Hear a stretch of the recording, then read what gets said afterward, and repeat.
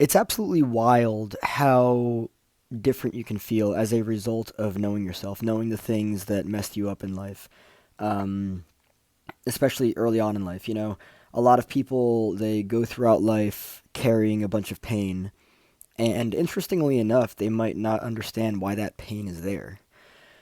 This is why self awareness through the process of introspection, um, both in a private setting, just in your own personal life, as well as in a professional setting, is absolutely necessary, and I think it's very underestimated, actually. It's the difference between being confused in life because you're carrying around all this pain that maybe you don't know where it came from, right? It's the difference between that and actually knowing what it is that messed you up and how it messed you up and how it has caused you to feel and be. It's very interesting too because when I look at it in my own personal life, I used to be very heavy. When I say heavy, I'm not referring to physical weight. I'm referring to energy. I'm referring to low energy emotions like guilt, shame, anger, fear, all of that stuff. Depression, anxiety, right? When you know yourself, when you see yourself, all of that stuff shifts. You start to feel different. You start to experience life different. The way that you fall asleep and the way that you wake up, it becomes different. It completely shifts, and it's very interesting how this can transform somebody's experiences of life.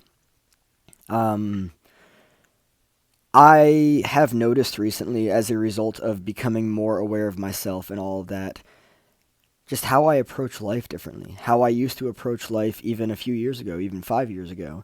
Um, it's very different now. The dynamics are different. The confidence that didn't used to be there now is there.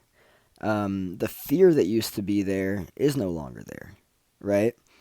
Um, and this is a result of introspection, meditation, journaling, actually knowing what it is that messed you up, right?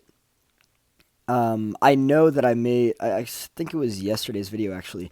I made a video on the pull, the boundaryless pull that society has. I would argue that in a sense it's kind of like conformity, but the boundaryless pull that society has to pull you outside of yourself and suggesting that there's something wrong with you. It's damage. It's the shit that somebody experienced early on in life. When that stuff goes unnoticed, when you don't know what it is that messed you up, it can be very easy to believe that you're just a defective shit show that has no direction. And therefore you're going to easily give into ideologies and beliefs and what this person thinks you should do or be, or what that person thinks you should do or be. And it's very interesting because until you really know yourself, none of that stuff is going to do anything.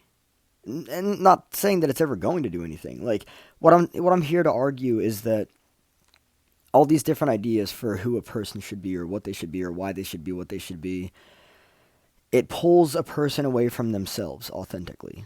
All these different ideas, right? Like how to be a man, right? Or how to be a woman, how to be this or how to be like no, a person needs to learn how to be themselves. That's first and foremost. Bringing your sense of awareness and focus back to yourself rather than having that be pulled out in different directions by different things. This is why self-awareness is so important, all right? Not getting consumed by the pull of conformity to this label or this ideal or that ideal. It's really not about what you can be for society. It's not about what you can be for the world.